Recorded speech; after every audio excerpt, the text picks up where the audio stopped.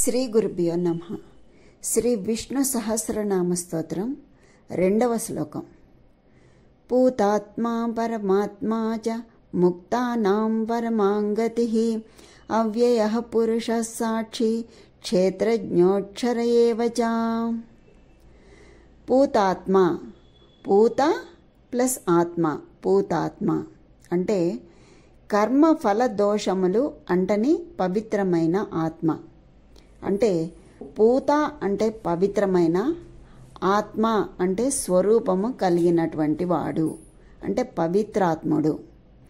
భూతములు ఆవిర్భవించి వృద్ధి చెందుటకు భగవానుడు కారణమైనను జీవగుణములతో సంబంధం లేనివాడు అని అర్థం. పరమాత్మ, పరమమైన అంతకు అధికము లేని ఆత్మ.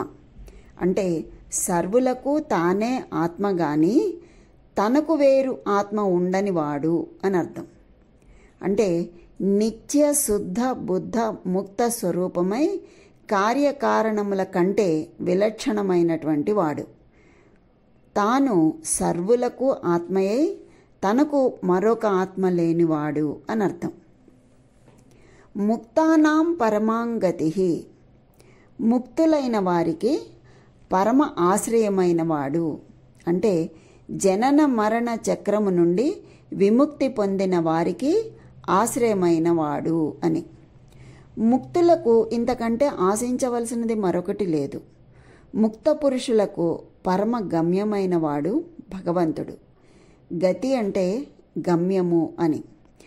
నదికి సాగరము పరమగతి అయిన విధంగా మానవులకు భగవానుడు పరమగమ్యమై ఉన్నాడు అని.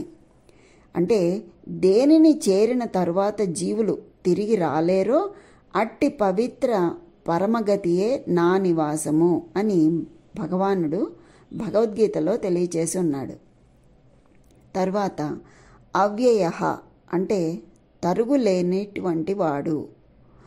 తనను చేరిన వారిని మరలా జనన మరణ చక్రంలో పడనీయని వాడు, వినాశము కానివాడు, వికారము లేనివాడు అని అర్థం.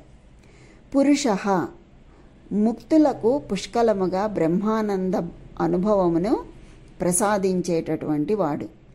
శరీరమందు శయనించి ఉన్నవాడు, సమస్తమునకు పూర్వమే ఉన్నవాడు, జగత్తునకు పరిపూర్ణత ఇచ్చువాడు అని అర్థం.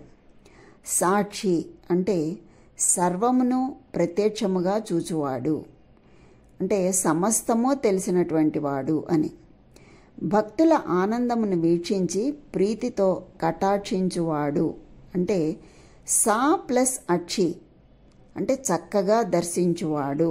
సాక్షి అంటే చక్కగా దర్శించువాడు అని.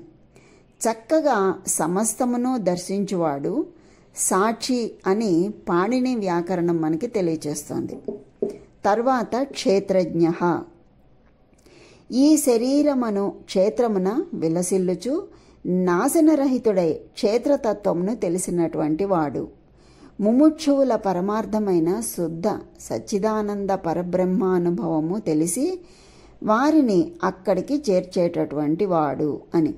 తర్వాత అక్షరః, ఎన్నడును ఆక్షరః ఎన్నడును నశింపక నిలిచి ఉండువాడు. అంటే కల్పాంతమునందు కూడా నిలిచి ఉండేవాడు అని. ముక్తులు ఎంత అనుభవించినా తరగని అనంత సచ్చిదానంద స్వరూపుడు, అనంత సచ్చిదానంద ఐశ్వర్య స్వరూపుడు అని. ఈ శ్లోకంలో మనకి 10వ నామం నుంచి 17వ నామం వరకు వచ్చాయి. మొదటి శ్లోకంలో 1వ నామం నుంచి 9వ నామం వరకు, 2వ శ్లోకంలో 10 నుంచి 17వ నామం వరకు వచ్చాయి. అంటే పవిత్రమైన ఆత్మస్వరూపము కలవాడు, నిత్య శుద్ధ బుద్ధ ముక్త స్వభావుడు, ముక్తులకు వారికి సర్వోత్తముడు, పునర్జన్మ అనునది లేకుండా చేయువాడు, వినాశము కానీ వికారము కానీ లేనివాడు, శరీరము అనడి పురమున శయనించువాడు, గొప్పవి అయినటువంటి ఫలములను ఇచ్చువాడు, సాక్షాత్తుగా తన స్వరూపమే అయిన జ్ఞానము చేత సమస్తమును చూచువాడు, శరీరములను వీనికి బీజమైన శుభాశుభ కర్మలను తెలుసుకొనుచున్నవాడు, తరుగులేనివాడు, గుణములు పైపైని అభివృద్ధి చెందునే కానీ తరగనివాడు అగు పరమాత్మనికి ప్రణామములు అని భావం. స్వస్తి.